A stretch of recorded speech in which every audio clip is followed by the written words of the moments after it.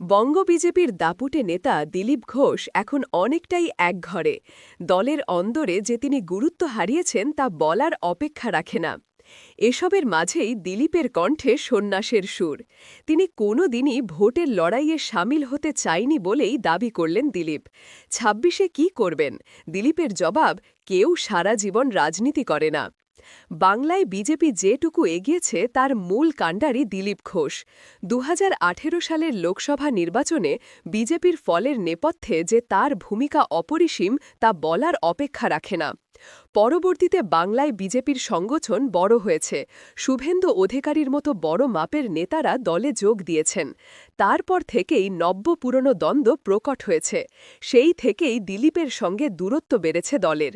কার্যত কোণঠাসা হয়েছেন দিলীপ। তা নিয়ে প্রকাশ্যে অভিমানও প্রকাশ করেছিলেন।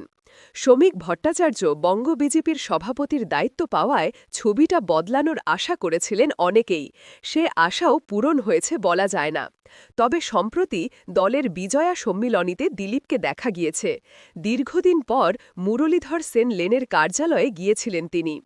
হঠাৎ দিলীপকে দলীয় কার্যালয়ে দেখে অনেকেই ভেবেছেন ২৬-এ হয়তো সক্রিয় হবেন তিনি। কিন্তু এদিন তার গলায় শোনা গেল অন্য সুর।